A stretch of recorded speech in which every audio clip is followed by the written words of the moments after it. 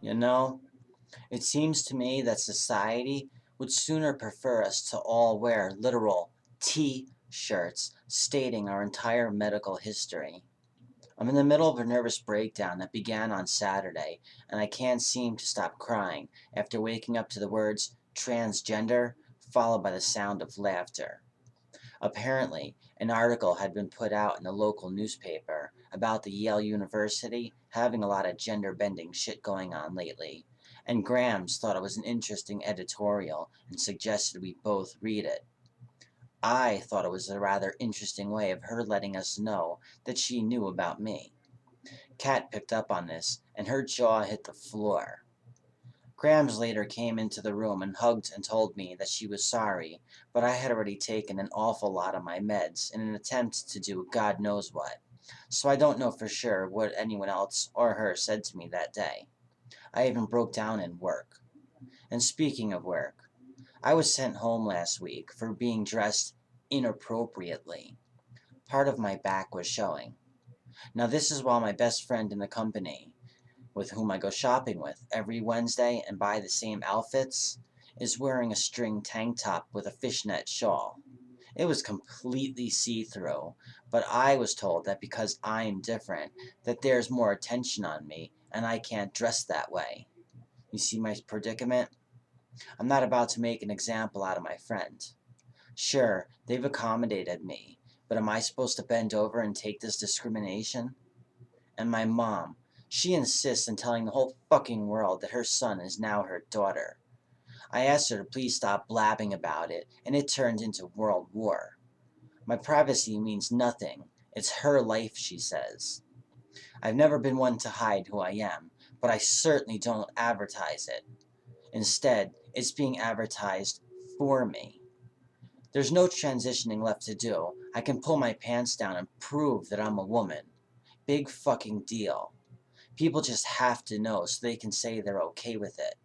Well, fuck them. What do they have to know? They think they have the right to know my medical history? But for what purpose? I don't have a contagious disease. But they just say they feel more comfortable in knowing. This is killing me. Literally. I'm no longer able to be the socially open person I used to be. Yes, people will treat you differently once they know. You're automatically out of their dating range once they find out, and most likely out of their social circle, too. Deep stealth my ass. I have an open personality, and having such makes people comfortable in my presence. And because they feel as such, they then feel comfortable asking me personal questions. So am I supposed to come off as a hard ass to stop them from bringing it up? I know people are going to wonder. I just wish they'd keep it to themselves. So here's what this post is leading up to. Do you think contemplating suicide is a disease? I've occasionally thought about it ever since I was little, for whatever reason, though the thought always crosses my mind. What it feels like, and if it's really a way out and to start over, just like hitting the reset button on a PlayStation game. Do you think those who ponder it and even attempt it are destined to carry it out one day? I don't believe that the thought will ever leave my mind as an option, and I'm sick of the meds and therapy. I've never expected transitioning to make my GID non-existent, but it was supposed to put all this shit behind me. However, now, it's more apparent in my life than it ever was before. I've started doing drugs again, and I don't want to stop this time. Instead, I want to do more. I don't care if I lose my job at this point, and I'm not going back to the shrink for more meds. I feel so stupid every time I see my girlfriend's grandmother now. I feel more like a liar now than I did before coming out. I'm losing my communication skills. I no longer have the energy to talk about things. I feel myself going back into my cave. I don't care much about much anymore, nor do I want to. I often come home from work and just break down in the bathroom before falling asleep around 4 p.m. I can't even smile around my coworkers anymore. I'm almost done crying. I don't feel sorry. I just want it all to go away. I fear that I'll forever be reminded of what I've done to myself because people won't let it go. Especially in the dating world, where someone can get really pissed off if they don't know right off the bat. And why? So they can tell me to go fuck myself? They feel stupid if you have to tell them or someone else has to point it out for them. If they didn't figure it out on their own, they feel fooled. I just put a bumper sticker on my car. Stop overpopulation. Kill yourself. I'm beginning to hate people and society. It's never going to change. It's unfortunate that our lives extend far beyond our homes. Stealth is an illusion. There is no stealth, as we all get figured out in the end. It just takes those not involved in our daily lives a little longer to figure it out.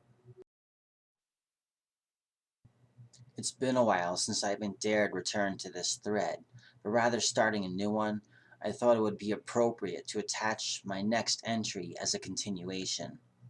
So after a month-long mindfuck of suicidal thoughts, I finally grew a set of balls and went back to my script writer, my lovely Indian male shrink, who knows nothing about what my life is like and how to live as a woman. But he's the one with the magic paper that gets me the happy pills. So I'm on a few different things right now. One of the things I'm on at the moment, Lamictal, is for seizures and bipolar. It looks like a birth control pill thing, only it's a whole booklet. And apparently, if you take too much too fast, you have a good chance of developing a severe and permanent rash, while sudden death has also been known to occur. I can deal with the sudden death, but not the rash. I guess my insanity has been validated with these meds. I'm officially crazy. I now get dizzy, energetic, tired, dizzy, still no rash, but if I get one, that equals bad.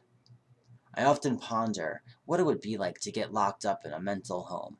At least there I could scream and flip out like Angelina Jolie did in Girl Interrupted or Brad Pitt in 12 Monkeys. Then you get the really good meds. Grams was an overall okay lady, and I eventually did sit her down to tell her the truth about me. She said she'd been a nurse all her life, and that nothing was going to surprise her.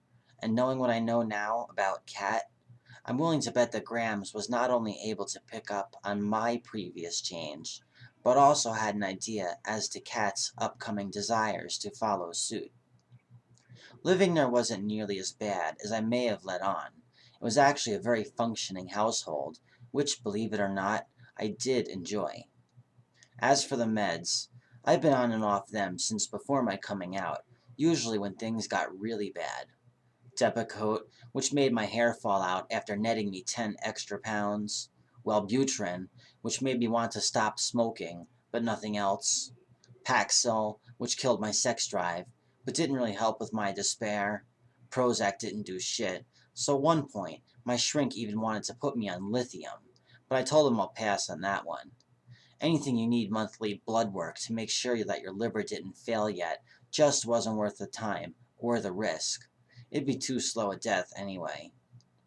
There's only one thing that ever really helped with my depression: cocaine.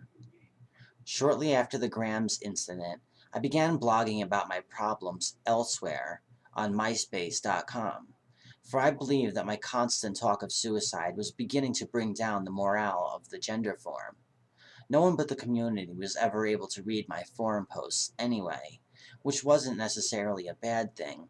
However, contrary to my constant social bashing, I actually enjoyed getting involved with the world, and this new site allowed me to do just that. My MySpace page was like a personal profile, not necessarily for dating, but it allowed me to post pictures, speak my mind, network. It was just the site I was looking for.